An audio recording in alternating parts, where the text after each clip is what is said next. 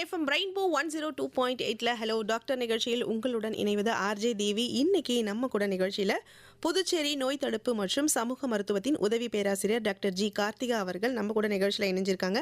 So இன்னைக்கு நிகழ்ச்சியில் சுகாதார தூய்மை பணியாளர்களுடைய நலம் குறித்து நம்முடைய பல்வேறு சந்தேகங்களுக்கும் விளக்கம் கிடைக்க போகுது. ஸோ நேர்களே நீங்கள் எல்லாருமே வந்து சுகாதார பணியாளர்கள்லாம் யார், ஸோ இது மாதிரி நிறைய விஷயங்கள் தெரிஞ்சுக்கிட்டு இது சார்பாக உங்களுக்கு சந்தேகம் இருந்துச்சு அப்படின்னு சொன்னால் எஃப்எம் ரெயின்போக்கு கால் பண்ணலாம். 227176 மற்றும் 227177 இதன்களை. ஸோ நிகழ்ச்சியில் நம்ம மேடம் வெல்கம் பண்ணிடலாம். Hi ma'am. ஹலோ, வணக்கம். இன்னைக்கு வந்து சுகாதார தூய்மை பணியாளர்களுடைய நலம் குறித்து பேச போகிறோம் அப்படின்னு சொல்லிட்டோம் மேம். ஸோ இந்த சுகாதார தூய்மை பணியாளர்கள் அப்படின்னா யார், ஸோ அவங்க என்னென்ன வேலைலாம் செய்வாங்க அப்படின்னு சொல்லுங்கள் மேம். சுகாதார தூய்மை பணியாளர்கள்னா சுற்றுச்சூழல் மற்றும் பொது சுகாதாரத்தை பாதுகாக்கும் நோக்கத்தில் துப்புரவு பணி அல்லது சுத்தம் தொடர்பான பணிகளை செய்பவர்கள் தான் சுகாதார தூய்மை பணியாளர்கள் அப்படின்னு சொல்கிறோம். இப்போ இதில் யார் யார் வருவாங்கன்னா, தெரு, சாலை மற்றும் பொது இடங்களை சுத்தம் பண்ணுறவங்க, அப்புறம் வீடு வீடாக சென்று குப்பை சேகரிக்கும் பணியாளர்கள், வடிகால் கழிவுநீர் கால்வாய் சுத்தம் செய்வோர், மருத்துவமனை பள்ளி அலுவலகங்களில் துப்புரவு பணியாற்றுவோர், அப்புறம் கழிப்பறை மற்றும் பொது சுகாதார வளாகங்களை பராமரிக்கிறவங்க. இவங்க எல்லாருமே தூய்மை பணியாளர்களில் தான் வருவாங்க. Okay ma'am. இந்த தூய்மை பணியாளர்கள் இவங்க ஏன் வந்து அவங்க உடல் நலம் பாதுகாக்கிறதுல கவனமாக இருக்கணும் அப்படின்னு சொன்னால் அது ஏன்னு சொல்லுங்க மேம். ஏன்னு சொன்னால் அவங்க வந்து பொது சுகாதாரத்தை பாதுகாக்கிற முக்கிய வேலை செய்கிறாங்க. அவங்க வந்து தினம் தினம் பார்த்திங்கன்னா குப்பை, கழிவுநீர், வடிகால் நீர், மருத்துவ கழிவுகள் போன்ற நோய் ஏற்படுத்தக்கூடிய பொருட்களோட நேரடி தொடர்பில் இருக்கிறாங்க. ஸோ அவங்களோட சிறிதளவு அலட்சியம் கூட நோய்கள் பரவுவதற்கும் அதனால் ஏற்படும் விபத்துகளுக்கும் வழிவகுக்கும். அவங்களுடைய சுகாதாரத்தை மேம்படுத்தவும் மக்களுடைய சுகாதாரத்தை மேம்படுத்தவும் அவங்க ரொம்பவே கவனமாக இருக்கணும் வேலையில். நிச்சயமா மேம். கண்டிப்பாக வந்து அந்த துப்புரவு பணியாளர்கள், ஸோ அவங்க வந்து அவங்க வீட்டில் போயிட்டு அவங்க கான்டாக்ட் இருக்கும். ஸோ அதனால அவங்க ரொம்ப சேஃபாக அவங்க வேலை செய்கிற இடம் மட்டும் இல்லாமல் அவங்க வீட்லேயும் வந்து அவங்களுக்கான இது பண்ணிக்கிறப்பையும் அவங்க வந்து அந்த சுகாதாரம்ன்றது அந்த எல்லா இடத்துலையும் இருக்கிறதால அவங்க ரொம்பவே கவனமாக இருக்கணும். Okay ma'am. ஸோ நேயர்களே, சுகாதார பணியாளர்கள் இவங்களுடைய நலம் குறித்து உங்களுடைய சந்தேகம் இருந்துச்சு அப்படின்னு சொன்னால் இப்போ ரெயின்போக்கு கால் பண்ணுங்கள் மேம். இந்த சுகாதார பணியாளர்களுக்கு பாதிப்புகள் வர்றதுக்கான காரணங்கள் தொற்று நோய் ஏற்படுத்தக்கூடிய பொருட்களுக்கு நேரடி தொடர்பு இருக்குது.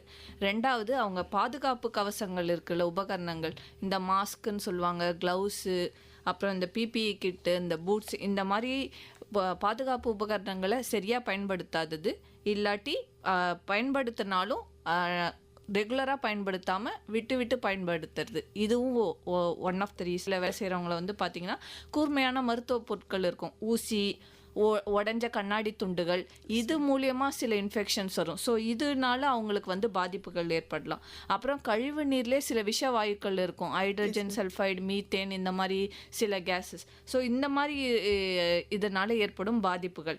அப்புறம் நீண்ட நேர உடல் உழைப்பு, நீங்களே பார்த்துருப்பீங்க, அந்த அவங்களுக்கு வந்து லீவு எதுவுமே கிடையாது, அவங்க எல்லா நாளும் வரணும், அந்த தூய்மை பணியை செய்யணும். ஸோ அப்படி இருக்கிறப்போ அவங்களுக்கு உடல் உழைப்பு, அதனால் ஏற்படும் சோர்வு, அது இல்லாமல் தவறான உடல் நிலைப்பாடு, அதாவது பாடி போஸ்டர், அது ஒரு கரெக்டான பாடி போஸ்டர் இல்லைன்னா அதுவே அவங்களுக்கு வந்து உடல் பிரச்சனைகள் வருவதற்கான ஒரு காரணமாக அமையுது. ரெண்டாவது, தூசி, ரசாயனங்கள், கிருமி நாசினிகள் உபயோகப்படுத்துவாங்க. கிருமி நாசினிகள்லாம் கிருமிகளை அழிக்கிறதுக்கு. ஸோ இதனால் அவங்களுக்கு ஏற்படுற பாதிப்புகள். அப்புறம் போதிய பயிற்சி இல்லாதது, பயிற்சி, விழிப்புணர்வு, பாதுகாப்பு வழிகாட்டுதல் இல்லாதது. ஸோ சில கெமிக்கல்ஸை வந்து சில டைமில் யூஸ் பண்ணக்கூடாதுன்னு சொல்லுவாங்க, அந்த மாதிரி இடத்துல யூஸ் பண்ணுறப்போ அவங்களுக்கு வந்து பாதிப்புகள் ஏற்படும். அப்புறம் கடைசியாக சொல்கிறேன்றதுக்காக அது வந்து கம்மியான விஷயம்னு இல்லை, அது ஒரு முக்கியமான விஷயம், சமூக புறக்கணிப்பு. அவங்க செய்கிற வேலையை வச்சு அவங்கள வந்து புறக்கணிக்கிறது, அவங்கள வந்து இது பண்ணுறது அவங்களுக்கு மனதளவில் அவங்களுக்கு அது ஒரு பெரிய வந்து காரணமாக அமைஞ்சிடும், அவங்களுக்கு வந்து பணியாளர்களுக்கு பாதிப்பு வருவதற்கு. Okay ma'am. தூய்மை பணியாளர்கள் அவங்களுக்கு என்னென்ன மாதிரியான காரணங்கள்னால உடலில் பாதிப்பு வருது, மனதளவில் பாதிப்பு வருது, இது போன்ற காரணங்கள் நிறைய மேடம் சொன்னாங்க. ஸோ உங்களுக்கும் நிறைய டவுட்ஸ் இருக்கும் இல்லைங்களா, எஃப்எம் ரெயின்போக்கு கால் பண்ணுங்கள். 227176 மற்றும் 227177 இந்த எண்களில். Welcome back to the show hello doctor. இன்னைக்கு நிகழ்ச்சியில் சுகாதார தூய்மை பணியாளர்களுடைய உடல்நலம் குறித்து நம்முடைய பல்வேறு சந்தேகங்களுக்கும் டாக்டர் விளக்கம் கொடுத்துட்ருக்காங்க. ஸோ இப்போ நம்ம கூட நிகழ்ச்சியில் ஒரு நேயர். வணக்கம். வணக்கம் மேம், நான் வேலூர் மாவட்டம் பட்படையில் இருந்து சந்திரசேகர் பேசுறேன். ஓகே, உங்களோட டவுட் என்ன, நீங்க மேடம் கிட்ட கேட்கலாம் சார். ஓகே, மேடம், இந்த சுகாதாரத்துறையில ஒர்க் பண்றவங்க குறிப்பிட்டு பாத்தீங்கன்னா இந்த சாக்கடை, அதாவது டிரைனேஜ் சிஸ்டம்ல ஒர்க் பண்ணக்கூடியவர்கள், அவர்களுக்கு வரக்கூடிய அந்த நோய் கிருமி தாக்குதல் என்ன, அண்ட் அவங்க ஒரு நாளைக்கு எவ்வளவு முறை குளிக்கணும், இது என்னுடைய முதல் கேள்வி மேடம். ரெண்டாவது கேள்வி பாத்தீங்கன்னா, அந்த துப்புரவு தொழிலாளர்கள் அப்படின்னு இருக்கக்கூடியவங்க அந்த ஸ்ட்ரீட்ல இருக்கக்கூடிய அந்த குப்பைகள்லாம் இருக்கும் பொழுது எவ்வளவு காஷியஸா இருக்கணும்? அஸ் அ பொதுமக்களாக நம்ம குப்பைகளே போடக்கூடாது அப்படிங்கறதுதான் ரூல்ஸ். பட் ஸ்டில் நம்ம எல்லாருமே போடுறோம். பட் இந்த குப்பைகளை தயவு செஞ்சு கூட நீங்க போடாதீங்க. அது ஒரு அட்வர்ஸ் எஃபெக்ட் அப்படிங்கிறது துப்புரவு தொழிலாளர்களுக்கு ரொம்ப பாதகமாக இருக்கும். அப்படின்னா என்ன கழிவுகள் அப்படிங்கறத பத்தியும் கொஞ்சம் விளக்கமா சொல்லுங்க ma'am. Okay sir. Okay, thank you. Okay, நன்றி. ஸோ சார் கேட்ட டவுட்டில் ஃபஸ்ட்டு டவுட் வந்து துப்புரவு பணியாளர்கள் ஒரு நாளைக்கு எத்தனை வேளை குளிக்கணும்னு கேட்டாங்க. அவங்க காலையில் வேலைக்கு வரத்துக்கு முன்னாடியே குளிச்சுட்டு தான் வருவாங்க. அது வேலை முடிஞ்சிட்ட பிறகு அவங்க ஒரு டைம் குளிக்கணும். அதுலேயும் முக்கியமாக கைகள், கால்கள், முகங்கள் இது எல்லாத்தையுமே சுத்தம் செஞ்சுக்கணும். அதே மாதிரி சாப்பாடு சாப்பிட்றதுக்கு முன்னாடியும் கைகள், கால்கள், முகம் இதை கண்டிப்பாக கழுவணும். குளிக்கிறத அவங்க ஸ்பெசிஃபிக்காக கேட்டதுனால ஒரு நாளைக்கு மினிமம் 2 முறையாவது அவர்கள் குளிக்க வேண்டும். அப்புறம் ரெண்டாவது எந்த மாதிரியான குப்பைகளை நம்ம போடக்கூடாது, அது ரொம்ப ஆபத்தானது அப்படின்னு சொல்லிட்டு கேட்டாங்க. ஸோ அந்த மாதிரி எந்த மாதிரியான குப்பைகள்னு வரப்போ, இப்போ நீங்கள் பார்த்தீங்கன்னா மருத்துவ குப்பைகள் இப்போலாம் எல்லார் வீட்லேயும் ஜென்ரலாகவே வர ஆரம்பிச்சிடுது. இப்போ ரத்தம் பரிசோதனை பண்ணுறது, விரல் நுனியில் ரத்தம் எடுக்கிறது, அந்த மாதிரி இதெல்லாம் எல்லாருக்குமே கிடைக்குது. மெடிக்கல்ஸில் வாங்கி யூஸ் பண்ணுறாங்க. ஸோ அந்த மாதிரி இதை நம்ம சாதா குப்பைகளோடு சேர்த்து போடக்கூடாது. மருத்துவ குப்பைகளை எப்பயுமே தனியாக தான் வைக்கணும். ஏன்னா அது ஒருத்தவங்க கிட்ட இருக்க நோயை உடனே இன்னொருத்தவங்களுக்கு தொற்று ஏற்படுத்தக்கூடிய கிருமிகள் அதில் இருக்கும். ஸோ அதனால் எக்காரணம் கொண்டும் மருத்துவ குப்பைகளை இந்த மாதிரி பொது குப்பைகளோடு சேர்த்து போடக்கூடாது. ஆனால் இன்னும் அந்த அவேர்னஸ், அந்த விழிப்புணர்வு மக்கள்கிட்ட இல்லை. இன்னுமே மருத்துவ குப்பைகளை பொது குப்பைகள் கூட சேர்த்து தான் போடுறாங்க. அது கண்டிப்பாக போடவே கூடாது. Okay ma'am. நீங்கள் நிறைய காரணங்கள் அப்படின்னு சொல்லியிருந்தீங்க மேம். அதாவது இந்த சுகாதார தூய்மை பணியாளர்களுக்கு வரக்கூடிய தசை பிரச்சனைகள், ஸோ அது எப்படி அவங்க ஹேண்டில் பண்ணலாம், அது வராமல் தடுக்கணும்னா என்ன பண்ணலாம் சொல்லுங்க மேம். இந்த சுகாதார பணியாளர்கள் ஜென்ரலாகவே நிறைய நேரம் வேலை செய்கிறவங்க, கடினமான உடல் உழைப்பு அவங்களுக்கு கண்டிப்பாக இருக்கும். ஸோ அந்த மாதிரி கடினமான உடல் உழைப்பு இருக்கனாலே கண்டிப்பாக தசை எலும்பு பிரச்சனைகள் ஏற்படும். அந்த உடல் உழைப்பு பார்த்தீங்கன்னா கனமான குப்பை தொட்டிகளை அவங்க தூக்குவாங்க, இல்லை பைகளை தூக்குவாங்க, கருவிகளை எடுத்து செல்வது, அப்புறம் நீண்ட நேரம் குனிந்து வளைந்து வேலை செய்வது, ஒரே மாதிரியான அசைவுகளை அவங்க திரும்ப திரும்ப செய்யறப்ப, ரிப்பீட்டேட்டிவ் மூவ்மெண்ட் செய்யறப்ப அவங்களுக்கு ஏற்படலாம். அப்புறம் தவறான உடல் நிலைப்பாடு, நான் முன்னவே சொன்ன மாதிரி பாடி பொசிஷன், அதாவது திடீர்னு இருந்தால் அந்த மாதிரி தசை பிடிப்பு வரும்.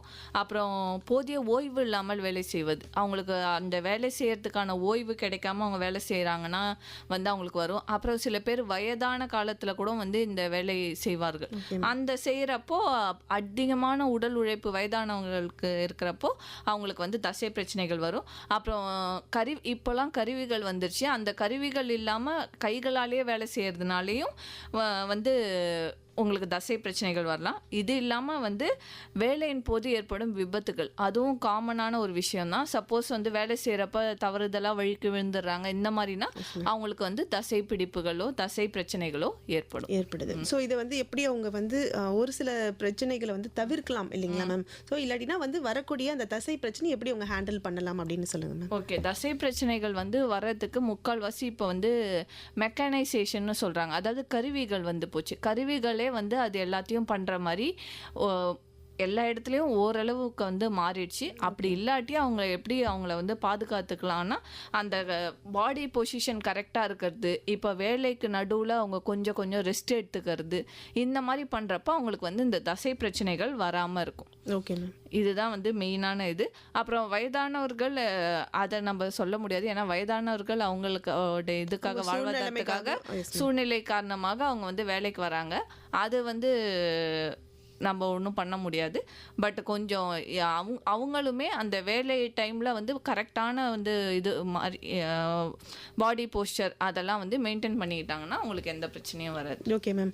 பெரும்பாலும் வந்து இந்த தொற்று நோய்கள்லாம் வந்து இந்த சுகாதார தூய்மை பணியாளருக்கு வரதுக்கு அதிகமாக சான்சஸ் இருக்குன்னு சொல்லிட்டீங்க. ரொம்பவே அதிகமாக இருக்குது. ஸோ இதில் வந்து சுவாச பிரச்சனை அப்படின்னு சொல்கிறோம். இப்போ வந்து நார்மலாகவே சுவாச பிரச்சனை அப்படின்றது நிறைய பேருக்கு, அதாவது சில இந்த லங் இன்ஃபெக்ஷன், ஸோ இதனால வந்து வரக்கூடிய பிரச்சனை வரும். ஸோ வரதுக்கான சான்சஸ். இதை தாண்டி இந்த தூய்மை பணியாளர்களுக்கு வரக்கூடிய சுவாச பிரச்சனைகள் பற்றி சொல்லுங்க மேம். ஓகே, சுவாச பிரச்சனைகள் வருவதற்கான காரணங்களை நான் ஃபஸ்ட்டு சொல்லிடுறேன்.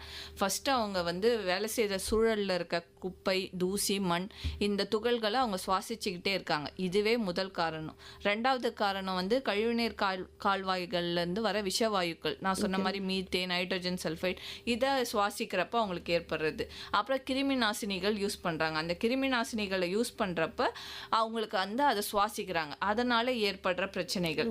அப்புறம் வந்து குப்பை எரிப்பு புகை. இப்போ பார்த்தீங்கன்னா எல்லா இடத்துலையும் குப்பையை வந்து ஒரு காமன் இடத்துக்கு எடுத்துன்னு போய் கொட்டி அதில் எரிச்சிடுவாங்க. ஸோ அப்படி எரிக்கிறப்ப அந்த புகையை வந்து சுவாசிக்கிறது. அதுக்கப்புறம் வாகன மாசுபாடு, ஏன்னா அவங்க ரோட்லேயே தான் வேலை செய்கிறாங்க முக்கால்வாசி. ஸோ வாகன மாசுபாடு உடைய அந்த இதை வந்து சுவாசிக்கிறது.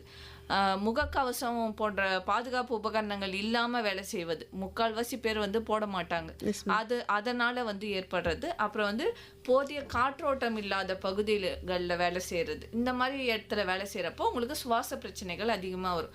என்ன மாதிரி சுவாச பிரச்சனைகள்னா, அடிக்கடி அவங்களுக்குலாம் சளி பிடிக்கும், இருமல் வரும், மூச்சு திணறல் வரும், ஆஸ்துமா வரும், அவங்க சில பேருக்கு நெஞ்சு வலி வரும். அதனால இந்த நீண்ட கால சுவாச பிரச்சனைகள்னு சொல்லுவாங்க, சிஓபிடி, கிரானிக் பிராங்கைட்டிஸ், இதெல்லாம் வரும். இது இல்லாமல் உங்களுக்கு வந்து மூச்சுக்குழாய் அழற்சின்னு சொல்லுவாங்க, பிராங்கைட்டிஸ், இதெல்லாம் வர்றதுக்கான வாய்ப்பும் இருக்குது. Okay ma'am. இந்த சுவாச பிரச்சனைகள் வராமல் இருக்கிறதுக்கு ஒரே ஒரு தீர்வுனா அது வந்து அவங்க மாஸ்க் போட்டுக்கிறது. Okay ma'am. அப்போ பெரும்பாலும் இந்த மாஸ்க் போட்டுட்டாலே பெரும்பாலுமான சுவாச பிரச்சனைகளை நம்ம தவிர்க்க முடியும். Okay ma'am. ஸோ வந்து கண்டிப்பா வந்து அப்போ தூய்மை பணியாளர்களுக்கு கண்டிப்பா அவங்களுக்கு இதுல விழிப்புணர்வு அப்படின்றது வேணும் இல்லைங்களா மேம்? அவங்க மாஸ்க் யூஸ் பண்ணாலே இந்த சுவாச பிரச்சனைகள்ல இருந்து அவங்க வந்து கொஞ்சம் அவங்கள பாதுகாத்துக்கலாம். ரெண்டாவது வந்து கொஞ்சம் காற்றோட்டம் இருக்கிற பகுதியில வந்து இந்த ரசாயனங்களை கலக்கிறது, இதை பயன்படுத்துறதெல்லாம் காற்றோட்டம் இருக்க பகுதியில் பயன்படுத்துற மாதிரி பார்த்துக்கணும். ஓகே மேம், சரிங்க மேம். ஸோ அடுத்ததாக பார்த்தோன்னா அவங்களுக்கு வரக்கூடிய தோல் நோய்கள், என்ன மாதிரியான தோல் நோய்கள் வரும்? ஓகே, ஸோ அதை வந்து எப்படி அவங்க ஹேண்டில் பண்ணலாம்னு சொல்லுங்க மேம். நீங்கள் பார்த்தீங்கன்னா இப்போ தோல் நோய் ஏற்படுறதுக்கான காரணங்கள் வந்து அவங்க முன்னாடியே சொன்ன மாதிரி டைரக்ட் கான்டாக்ட் இருக்காங்க, கழிவுநீர், அப்புறம் வந்து குப்பை போன்றவற்றுடன் நேரடி தொடர்பில் இருக்கிறப்போ அதெல்லாம் வந்து அவங்களுடைய தோலில் படிஞ்சிடும். அவங்க தோலில் படிகிறப்ப நீண்ட நேரம் அது வந்து தோலில் இருக்கிறதால அது வந்து அவங்களுக்கு வந்து தோல் பிரச்சனைகளை உண்டு பண்ணலாம். அதே மாதிரி கிருமி நாசினிகள் யூஸ் பண்ணுறாங்கன்னு சொன்னோம். அப்புறம் வந்து அமிலத்தன்மை கலந்த ரசாயனங்களை வந்து யூஸ் பண்ணுவாங்க, சுத்திகரிப்பு ரசாயனங்கள். அப்படி யூஸ் பண்ணுறப்ப அந்த திரவங்கள் அவங்க மேலே பட்டு அவங்களுக்கு வந்து தோல் பாதிப்புகள் ஏற்படலாம். இதுக்கு இன்னொரு காரணம் வந்து கையுறை போன்ற பாதுகாப்பு உபகரணங்களை பயன்படுத்தாதது. இல்லை சில பேர் பயன்படுத்தினாலும் ரொம்ப நேரம் பயன்படுத்துகிறப்ப அதில் வந்து தானாக வேர்த்து ஒரு ஈரத்தன்மை வந்துடும். அந்த ஈரத்தன்மை அவங்களுக்கு வந்து தோல் நோய்களை வந்து அதிகப்படுத்தும். அப்புறம் தூசி, மண், அழுக்கு வந்து அவங்களுடைய தோலில் படியறதுனால வர தோல் பிரச்சனைகள். அப்புறம் வந்து இப்போ தோல் பராமரிப்பு இல்லாமல், ஏன்னா அவங்க வேலையிலே ரொம்ப கான்சென்ட்ரேட்டடாக இருக்கிறப்ப அவங்களுடைய தோலை வந்து பராமரிப்பில் அவங்க கவனம் செலுத்த மாட்டாங்க. அப்படி இல்லாத பொழுது அவங்களுக்கு வந்து தோல் பிரச்சனைகள் ஏற்படும். அப்புறம் வந்து பார்த்திங்கன்னா அவங்க வந்து வெயில், மழை, இந்த மாதிரி கடுமையான காலநிலை மாற்றத்தில் வந்து அவங்களுக்கு வந்து வேலை செய்கிறதால அவங்களுக்கு வந்து தோல் பிரச்சனைகள் ஏற்படும். அவங்களுக்கு எந்த மாதிரி தோல் பிரச்சனைகள் ஏற்படும்னா அரிப்பு வரும், அப்புறம் சில டைம் செகப்பாக தடிச்சு போகிறதுன்னு சொல்லுவாங்க, அது வந்துடும்.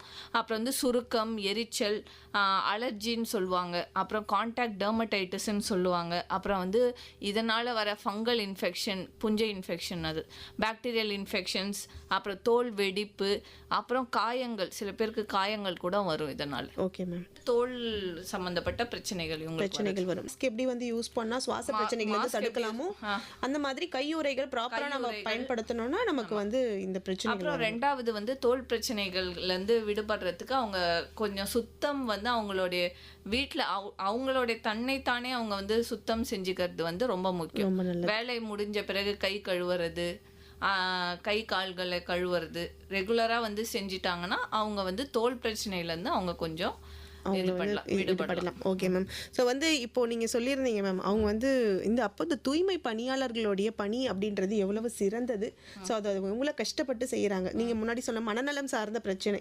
ஸோ இது வந்து முக்கியமா பார்க்கக்கூடிய ஒரு விஷயம் இல்லைங்களா மேம்? ஸோ இது வந்து இதை பத்தின விழிப்புணர்வு அப்படின்றது ஒரு சிலருக்கு இருந்துட்டு இருக்கு, இன்னும் சிலருக்கு இல்லாம தான் இருந்துட்டு இருக்கு. ஸோ அவங்க அந்த பணியாளர்களுக்கு வரக்கூடிய இந்த மனநலம் சார்ந்த பிரச்சனை, அவங்க வந்து அந்த பணி எவ்வளவு சிறந்தது அப்படின்றத சொல்லுங்க மேம். ஓகே, மனநலம் சார்ந்த பிரச்சனைகள்னு நீங்க பாத்தீங்கன்னா அவங்களுக்கு வந்து அதிக வேலையினால ஏற்படுற சுமை அது வந்து ரொம்பவே அதிகமா இருக்கு. அது இல்லாம நீண்ட வேலை நேரம், எல்லா காலங்கள்லயும் அவங்க வேலை செய்யணும், எந்த மாதிரியான சூழ்நிலைகள்லயும் அவங்க வேலை செய்யணும். 24/7 அவங்க கிட்டத்தட்ட அந்த மாதிரி தான். இப்போ ஒரு எமர்ஜென்சி சிச்சுவேஷன்னா ஃபர்ஸ்ட் வந்து தூய்மை பணியாளர்கள் தான் அங்க. ஒரு மழை வருது, ஒரு ஏதாச்சும் இந்த மாதிரி வருதுன்னா அவங்க தான் ஃபர்ஸ்ட் வந்து வருவாங்க. ஸோ அதனால அவங்களுக்கு வந்து மனசு சம்பந்தப்பட்ட பிரச்சனைகள் வர்றதுக்கான அதிக காரணங்கள் அவங்களுக்கு இருக்கு. ரெண்டாவது குறைந்த ஊதியம். நீங்க பாத்தீங்கன்னாலே தெரியும், நிறைய பேர் வந்து எங்களுக்கு ஊதிய உயர்வு வேணும் அப்படின்னு சொல்லிட்டு ஸ்ட்ரைக்லாம் பண்ணிட்டு இருக்காங்க. ஸோ அவங்களுக்கு கொடுக்கப்படுற ஊதியம் வந்து அவங்க செய்கிற வேலையை விட குறைவாக இருக்கு. ரெண்டாவது அவங்க வேலை பாதுகாப்பு பற்றி அச்சம். நம்மளுக்கு வந்து வயசாயிட்டாலோ இல்லை நம்மளால இந்த வேலையை செய்ய முடியாட்டி நம்மளை வேலையை விட்டு நிறுத்திடுவாங்களோ, இதனால நம்மளால வந்து சம்பாதிக்க முடியாதோ, அவங்களுடைய வாழ்வாதாரத்தை வந்து நடத்த முடியாதோன்ற பயம், இதுவே அவங்களுக்கு வந்து மனநல பிரச்சனைகளை ஏற்படுத்தும். அப்புறம் சமூக புறக்கணிப்பு, அது one of the most important காரணம். ஏன்னா வந்து எல்லாருமே வந்து எப்படி சொல்லுவாங்கன்னா இவங்க குப்பை வந்து இது பண்றவங்க அப்படின்னு தான் சொல்லுவாங்க. ஸோ அந்த வந்து சமூக புறக்கணிப்பு, அப்புறம் வந்து சமூகத்துல அவங்களுக்குன்னு ஒரு தனி மதிப்பு இல்லாதது போல அவங்க உணர்வாங்க. அந்த உணர்றதால அவங்களுக்கு வர மனசு சம்பந்தப்பட்ட பிரச்சனைகள். இன்னொன்னு அவங்க வேலை செய்யற சூழலே பாத்தீங்கன்னா கழிவுகள், அழுக்கு, துர்நாற்றம் நிறைந்த சூழல்ல தான் அவங்க வேலை செய்யறாங்க. அந்த சூழ்நிலையே அவங்களுக்கு ஒரு மனப்பிரச்சனையை உண்டு பண்றதுக்கான ஒரு முக்கியமான காரணம். அதிலே வேலை செய்தால அவங்களுடைய மனநலமும் வந்து நல்லா இருக்காது, அதுவும் பாதிக்கப்படுது. அப்புறம் அவங்களுக்கு வந்து அடிக்கடி இந்த வேலைனால ஏற்படுற உடல் நோய், அந்த உடல் நோயை பத்தி யோசிச்சு மனநலம் பாதிக்கப்படுறது அவங்களுடைய. அப்புறம் வந்து போதிய ஓய்வு, விடுமுறை இல்லாதது, விடுமுறையில அவங்களுக்கு அந்த அளவு இருக்காது. ஸோ இதனால அவங்களுக்கு வந்து ஏற்படுற மன அழுத்தம். அப்புறம் வந்து மேலதிகாரிகளுடைய கொடுக்குற அழுத்தம் அல்லது வேலையில பாராட்டு வந்து இல்லாதது. இப்ப எல்லாமே ஒரு சின்ன ஒரு அப்ரிசியேஷன் தான். அந்த பாராட்டு இல்லாம அவங்க செய்யற வேலையும் குறை சொல்றப்போ அவங்களுக்கு வந்து இன்னுமே வந்து மனசு சம்பந்தப்பட்ட பிரச்சனைகள் அதிகமாவே இருக்கும். ஸோ அவங்களுக்கு எந்த மாதிரியான பிரச்சனைகள் வரலாம்னா கண்டிப்பா அவங்களுக்கு டிப்ரெஷன், ஸ்ட்ரெஸ்ன்னு சொல்லப்படுற நோய்கள், அப்புறம் வந்து இன்சோம்னியா, அதாவது தூக்கமின்மை, அப்புறம் அவங்களுக்கு மேல தன்னம்பிக்கையே இல்லாமல் இருக்கிறது. இதனால அவங்களுக்கு வந்து தீய பழக்கங்கள்ல ஈடுபாடு வந்து வர்றதுக்கான அதனால திரும்ப வந்து உடல் நலம், இப்ப மது பழக்கமோ இல்ல போதை பழக்கமோ வந்துச்சுன்னா திரும்ப அதனால உடல் நலம் பாதிக்கப்படும். ஸோ கிட்டத்தட்ட எல்லாமே அஃபெக்ட் ஆகும் அவங்களுடைய மனநலம் பாதிக்கப்பட்ட. Okay ma'am. ஸோ நேயர்களே, சுகாதார பணியாளர்களுடைய உடல் நலம் குறித்து டாக்டர் வந்து நிறைய விஷயங்கள் நம்ம கூட ஷேர் பண்ணிட்டு இருக்காங்க. ஸோ வந்து உங்களுக்கும் டவுட் இருக்கும் இல்லைங்களா, அதை நீங்கள் வந்து எல்லாருமே தெளிவுபடுத்திக்கணும் அப்படின்னு நினச்சிங்கன்னா இப்போ ரெயின்போக்கு ஹலோ டாக்டர் நிகழ்ச்சிக்கு கால் பண்ணுங்கள். 227176 மற்றும் 227177 எந்தங்களை. Welcome back to the show hello doctor. இன்னைக்கு நிகழ்ச்சியில் சுகாதார தூய்மை பணியாளர்களுடைய உடல்நலம் குறித்து நம்முடைய பல்வேறு சந்தேகங்களுக்கும் டாக்டர் விளக்கம் கொடுத்துட்ருக்காங்க. மேம், இந்த தூய்மை பணியாளர்களுக்கு வரக்கூடிய கண் பிரச்சனை கண்டிப்பாக வந்து அந்த நீங்கள் சொன்ன மாதிரி இந்த ரசாயனங்கள்லாம் அவங்க டைரெக்டாக ஐ கான்டாக்ட்லாம் இருக்கும்ல மேம், ஸோ இதெல்லாம் எப்படி அவங்க ஹேண்டில் பண்ணலாம் அப்படின்னு சொல்லுங்கள் மேம். அவங்களுக்கு வந்து மெயினாக வந்து பார்த்தீங்கன்னா கண் பிரச்சனைகள் வருவதற்கான காரணம் அவங்க வேலை செய்கிற சூழலே. அந்த தூசி, அழுக்கு, சிறு குப்பை துகள்கள் இதெல்லாம் அவங்க கண்ணில் விழுந்து அதனால் ஏற்படுற பாதிப்புகள். நீங்கள் சொன்ன மாதிரி கிருமி நாசினிகளை உபயோகப்படுத்துகிறப்ப அது கண்ணில் தெளிச்சுதான், இல்லை சில கழிவு நீர், அழுக்கு நீர் வந்து அவங்க கண்ணில் படுறப்போ, அப்புறம் வந்து புகை இல்லை விஷவாயுக்கள் வந்து அவங்க கண்ணில் மாத்திரை, எரிச்சல், இது எல்லாத்த விட முக்கியமான காரணம் இதெல்லாம் உபயோகம் பண்ணுறப்பையோ இல்லை இந்த இது செய்கிறப்பையோ பாதுகாப்பு கண்ணாடி பயன்படுத்தாதது. Okay ma'am. அதுதான் வந்து மெயினான காரணம். ஸோ இதனால் அவங்களுக்கு கண்களில் வந்து பார்த்திங்கன்னா எரிச்சல் ஏற்படலாம், கண்களில் சிகப்பாகிறது, அப்புறம் வந்து அரிப்பு வர்றது, வலி, கன்ஜெக்டிவைட்டிஸ்ன்னு சொல்லுவாங்க, கெரட்டைட்டிஸ்ன்னு சொல்லுவாங்க. சில ரொம்ப நாள் இந்த வேலையை செஞ்சுக்கினே இருக்கவங்களுக்கு பார்வை குறைபாடு ஓகே மேம். கூட வர வாய்ப்பு இருக்குது அப்படின்னு சொல்லிட்டு சொல்கிறாங்க. ஸோ இதுலேருந்து பாதுகாத்துக்கிறதுக்கு அவங்க பண்ண வேண்டிய ஒரே விஷயம் கண்ணாடி, பாதுகாப்பு கண்ணாடி போட்டுக்கிட்டாங்கனாலே அவங்களுக்கு வந்து கண்ணில் வந்து இதனால் ஏற்படுற பிரச்சனைகள் வந்து வராது. Okay ma'am. ஸோ இப்போ நம்ம ஸ்டார்டிங்லேருந்தே பேசும்போதே பார்த்தோன்னா இவங்களுக்கு எல்லாருக்குமே பாதுகாப்பு உபகரணங்கள் அப்படின்றது இருக்கு ஆமா, இல்லைங்களா ஆமா, மேம்? ஆமா. ஸோ அதை ப்ராப்பராக அவங்க யூஸ் பண்ணாத போது தான் வந்து ஆமா, அவங்களுக்கு சில அவங்களுக்கு வந்து பிரச்சனைகள் பாதிப்புகள் வருது. அதிகமாக வருது இல்லைங்களா மேம்? ஸோ இந்த விழிப்புணர்வு அப்படின்றது இந்த தூய்மை பணியாளர்கள் கிட்ட எப்படி இருக்குன்னு சொல்லுங்க மேம். அந்த விழிப்புணர்வு இல்லாதது தான். நான் காரணங்கள் சொல்றப்பே அதுதான் சொன்னேன். அந்த பற்றிய விழிப்புணர்வு, பாதுகாப்பு உபகரணங்களோ அதை எப்படி பயன்படுத்தணும், எப்போ பயன்படுத்தணும், எந்த மாதிரியான நேரத்தில் எந்த மாதிரி உபகரணங்களை பயன்படுத்தணும் அப்படின்ற விழிப்புணர்வு இல்லை. ஸோ அந்த தூய்மை பணியாளர்களுக்கு அந்த விழிப்புணர்வு இருந்தால் தான் அவங்களுடைய எல்லா பிரச்சனைகளுக்கும் அது வந்து தீர்வாக இருக்கும் இல்லைங்களா? ஸோ இதை தாண்டி பாதுகாப்பு உபகரணங்கள் அப்படின்னு நம்ம பேசுகிறோம். ஸோ அடுத்ததாக பார்த்தோன்னா அவங்களுக்கு வந்து அந்த கழிவுகள் அவங்க வந்து டைரெக்டாக கை வச்சு எடுக்கிறது போகிறது வருது. ஸோ இதை க்ளவுஸ் போட்டு ஹேண்டில் பண்ணுறாங்க. இருந்தாலும் இந்த வேலை செய்யறவங்களுக்கு கண்டிப்பாக சகிப்புத்தன்மை அப்படின்றது அவசியம் இல்லைங்களா மேம்? கண்டிப்பாக வேணும். ஸோ இதில் வந்து பொதுமக்களுடைய பங்கு எப்படி இருக்கணும்னு சொல்லுங்க மேம். பொதுமக்களுக்கும் ஒரு முக்கிய பங்கு இருக்குது அப்படின்னு தான் நான் சொல்லுவேன். இப்போ பார்த்தீங்கன்னா வந்து குப்பையை வந்து பிரித்து போடணும் அப்படின்னு சொல்லிட்டு சொல்கிறாங்க. குப்பையை பிரித்து போடணும், ஃபஸ்ட்டு குப்பையை குப்பை தொட்டியில் போடணும். குப்பை தொட்டியில் போட்டாங்கனாலே தூய்மை பணியாளர்களுக்கு வந்து வேலை கொஞ்சம் வேலை சுமை. ஏன்னா இப்போ இருக்க அந்த குப்பை வண்டிகள் நீங்கள் பார்த்தீங்கன்னா அது வந்து தானாகவே அந்த குப்பை தொட்டியிலேருந்து தானா குப்பையை எடுக்கிற மாதிரி அளவு டெக்னாலஜி எல்லாம் வந்துருச்சு. இங்கேயும் அப்படிதான் வந்துருச்சு. ஸோ அப்படி இருக்கிறப்போ அவங்க அந்த குப்பைகளை தொடணுன்ற அவசியம் இல்லை. இப்போ வந்து குப்பைகளை வந்து குப்பை தொட்டியை சுற்றி போடுறப்போ அவங்க அதை கையால் எடுத்து அவங்க அந்த குப்பை தொட்டியில் போடணும். அப்போ அந்த குப்பை தொட்டியில் போடுறப்போ அவங்க அதை கையால் தொடுறாங்க, அவங்களுக்கு வந்து பிரச்சனைகள் வர்றதுக்கான வாய்ப்புகள் அதிகமாகுது. ஸோ அவங்களுடைய பிரச்சனைகளை குறைக்கிறதுக்கும் சுகாதாரத்தை கொஞ்சம் மேம்படுத்துறதுக்கும் பொதுமக்களுடைய பங்கு என்னன்னா, அவங்க குப்பைகளை குப்பை தொட்டியில் போட்டாங்கனாலே மெயினான வந்து ஒரு வேலை வந்து குறையும். அவங்களுக்கு வேலையும் அவங்களுக்கு ஏற்படுற சில உடல்நல சம்பந்தப்பட்ட பாதிப்புகளும் குறையும். Welcome back to the show. Hello doctor. இன்னைக்கு நிகழ்ச்சியில் சுகாதார தூய்மை பணியாளர்களுக்கு ஏற்படக்கூடிய உடல்நலம் சார்ந்த பிரச்சனைகள் குறித்து டாக்டர் நிறைய விளக்கம் கொடுத்துட்ருக்காங்க. மேம் இப்போ பார்த்தீங்கன்னா அவங்களுக்கு செரிமான பிரச்சனை. ஸோ இப்போ வந்து இந்த லைஃப் ஸ்டைல், இப்போது கரண்ட்டாக இருக்கக்கூடிய லைஃப் ஸ்டைலில் நார்மலாக குழந்தைகள்லேருந்து பெரியவங்களுக்கு இருக்குமே இந்த செரிமான பிரச்சனை அப்படின்றது இருந்துகிட்ருக்கு. ஸோ இந்த சுகாதார பணியாளர்களுக்கு வரக்கூடிய செரிமான பிரச்சனை கோளாறை பற்றி சொல்லுங்கள் மேம். அவங்களுடைய வேலையினாலே அவங்களுக்கு வந்து செரிமான பிரச்சனைகள் ஏற்படலாம். காரணம் அந்த வேலை நேரம். அவங்க வந்து காலையில் வரணும், கொஞ்சம் காலையில் வந்துட்டு காலையிலேருந்து மத்தியானம் வரைக்கும் அவங்க வந்து அந்த குப்பைகளை சேகரிக்கணும், இல்லை அந்த தூய்மை பணியை வந்து அவங்க செய்யணும். ஸோ இதுக்கு நடுவில் அவங்களுக்கான அந்த உணவு சாப்பிடுவதற்கான நேரம்ன்ற ஒன்று வந்து அங்கே வந்து கம்மியாக இருக்குது. ஸோ அதனால் வந்து அவங்க உணவு எடுத்துக்க மாட்டாங்க. ஸோ இதுவே வந்து அவங்களுக்கு செரிமான பிரச்சனைகள், அசிடிட்டி வந்து அவங்களுக்கு செரிமான பிரச்சனைகள் வர்றதுக்கான முக்கியமான காரணம்.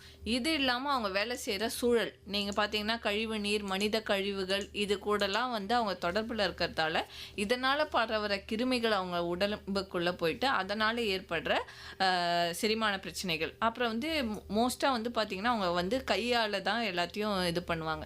கைகளை சரியாக கழுவாமலோ உணவு உட்கொண்டாலோ இல்லை வந்து தூய்மையான குடிநீர், அதாவது ஒரு சுத்தமான குடிநீராக இல்லாமல் இருக்கிற இடத்துல திடீர்னு போய் அவங்க குடிநீர் குடித்தாங்கனாலோ அவங்களுக்கு செரிமான பிரச்சனைகள் வரும். அப்புறம் வந்து அவங்க வேலை செய்கிற சூழல்லே நிறைய பூச்சிகள் இருக்கும், ஈ, பூச்சி, இதனால வந்து கிருமிகள் வந்து பரவும்ல, அந்த கிருமிகளால் ஏற்படுற இது பிரச்சனைகள் அவங்களுக்கு வந்து செரிமான கோளாறுகளை ஏற்படுத்தும். அவங்களுக்கு வந்து மோஸ்ட்டாக வந்து வயிறு சம்மந்தப்பட்ட பிரச்சனைகளில் வந்து பார்த்திங்கன்னா அவங்களுக்கு வந்து அடிக்கடி வயிற்றுப்போக்கு ஏற்படலாம், வாந்தி, வயிற்று வலி, அப்புறம் வந்து பார்த்திங்கன்னா குடல் மற்றும் கல்லீரல் தொற்றுன்னு சொல்லுவாங்க. அந்த கல்லீரல் தொற்று தான் ரொம்ப காமன். அதுக்கு தான் வந்து நம்ம வேக்சினேஷனும் ப்ரொவைட் பண்ணுறாங்க. இந்த மாதிரி தூய்மை பணியாளர்கள் கண்டிப்பாக அந்த வந்து ஊசி வந்து தடுப்பூசி வந்து செலுத்திக்கிட்டு தான் வேலைக்கு வரணுன்ற மாதிரி சொல்லியிருக்காங்க. Okay ma'am.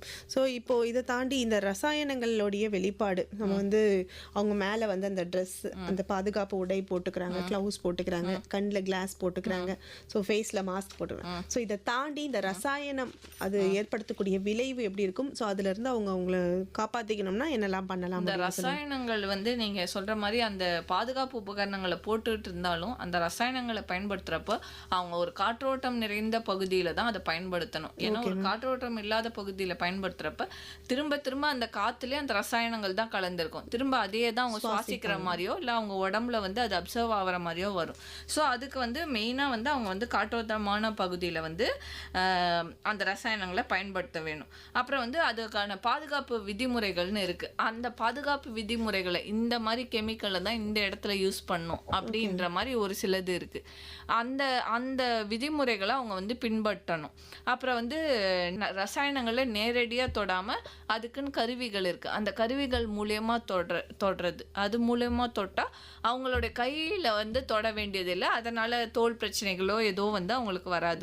Okay ma'am. அப்புறம் வந்து மெயினான விஷயம் வேலை முடிஞ்சதும் கை கால் முகம் இதெல்லாம் கழுவுறது. அப்படி சப்போஸ் ஆக்சிடென்டலாவோ இல்லை அவங்களுக்கு தெரியாமலோ அந்த ரசாயனங்கள் வந்து அவங்க மேலே பட்டுதுன்னா உடனே அதுக்கு வந்து மருத்துவ உதவி பெறுறது மிக அவசியமானது. Okay ma'am.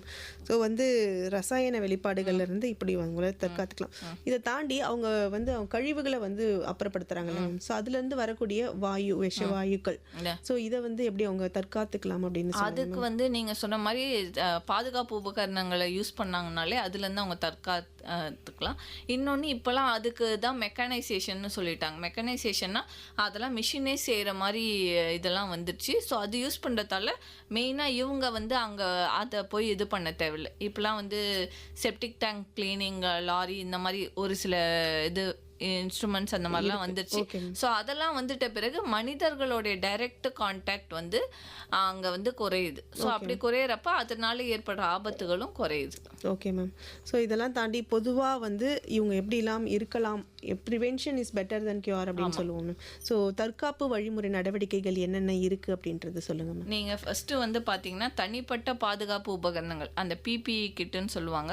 ஸோ அதில் வந்து பார்த்தீங்கன்னா மாஸ்க் இருக்குது, க்ளவுஸ் இருக்குது, ஏப்ரான்னு சொல்லுவாங்க அந்த ட்ரெஸ்ஸு மாதிரி இருக்குது, அப்புறம் வந்து கிளாஸஸ் இருக்குது, கண்ணாடி, கண் கண்ணாடி, பூட்ஸ், காலுக்கு வந்து செருப்பு, இதெல்லாம் வந்து கண்டிப்பாக வந்து பயன்படுத்தணும்.